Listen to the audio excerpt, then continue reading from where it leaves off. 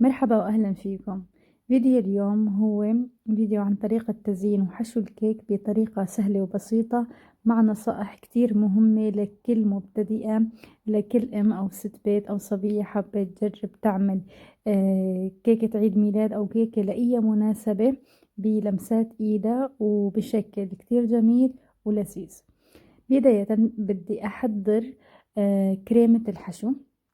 كريمة الحشو أنا راح استخدم فيها كريمة راما الموضحة بالشكل، وبما انه هي الكريمة الفت تبعها او الدسم تبعها قليل، فراح استخدم معاها المسكربونة او القشطة.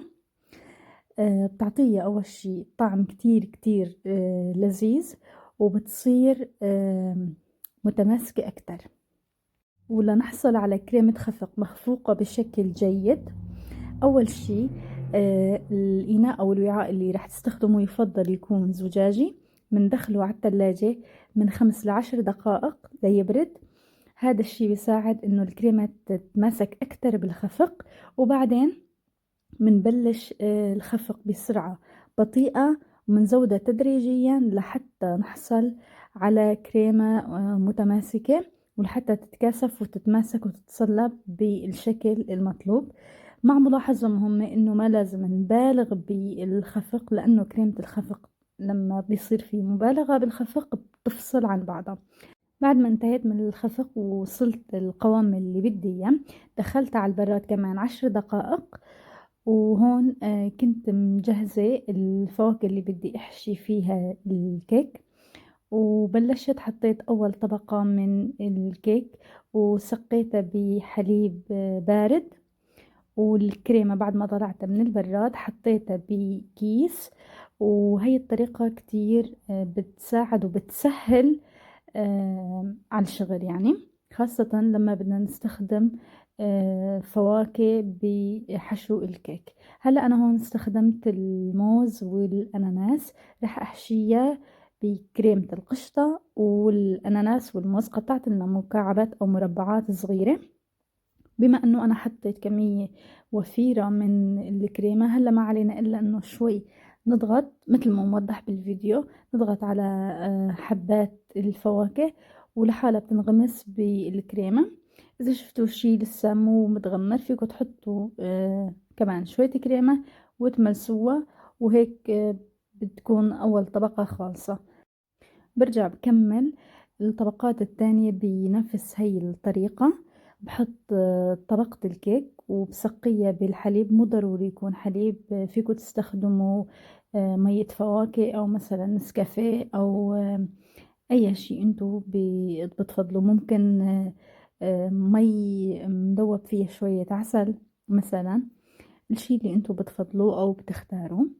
هلا كمان هون الطبقة التانية حطيت كمية وفيرة بنفس الطريقة من الكريمة، وحطيت قطع الفواكه، وكمان بس هيك ضغطة بسيطة وبيتغمروا أو بينغمسوا بالكريمة.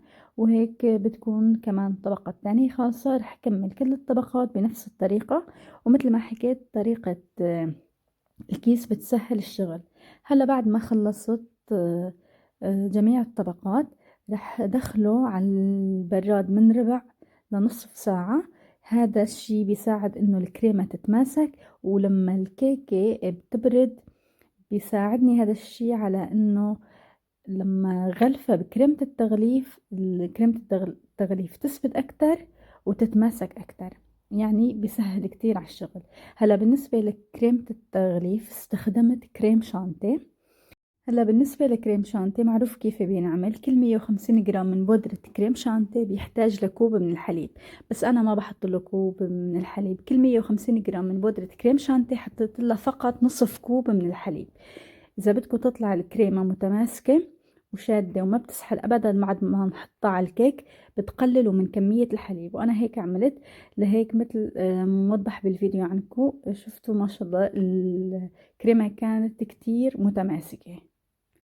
طبعا ما بننسى انه الحليب اللي بدنا نستخدمه لازم يكون بارد كتير منيح، اضافة الى الخفق الجيد. هلا هون حاولت ملس الكيك قدر الامكان، كنت عم بشتغل على عجلة كتير. وبعد ما ملسته استخدمت هي العلبة، هي عبارة عن كريمة عفوا عن شوكولا بيضة سائلة. هي بتكون بالأساس بالعلبة مجمدة، بنحطها بحمام مائي أو بالميكروويف لتصير سائلة بهذا الشكل، وكتير سهلة الاستخدام وبتعطي شكل حلو. هلأ إذا عم تجربوها لأول مرة بنصحكم إنه تستخدموا الحمام المائي، هو أضمن من الميكروويف. الميكروويف مجرد ما خليتوه شوي زيادة بالميكروويف رح تنتزع وتحترق. ما تبقى من كريم شانتيه قسمته لنصفين واستخدمت ملونات الطعام. هذا الملون ملون خاص للكريمة. استخدمت هدول الألوان الأصفر والأخضر. مجرد ما تحطون على الكريمة وتدمجون بتتلون الكريمة بكل سهولة ومتوفر منن كل الألوان. أنا استخدمت هدول الألوان لأنه بالأساس زينة عيد الميلاد هي عبارة عن ألوان الخريف، تدريجات اللون الأخضر واللون الذهبي واللون الأصفر، فلهيك استخدمت اللون الأخضر العشبي والأصفر. واستعنت بملعقة صغيرة وعملت هدول الأشكال. هيك حبيت أعمل زينة بسيطة وسهلة، وكملت بنفس الطريقة ونفس الترتيب على داير الكيك، هيك وكأنه عم تعملوا عم ترسموا ورقة. وبعدين حبيت زينه كمان بالورد. اخترت الورد لون أبيض فيه نسبة بسيطة من اللون الذهبي الخافت، والأوراق كمان صايرة بين اللون الأخضر الفاتح وشوي جاية على صفار. كمان هيك الوردة لونها من ألوان الخريف.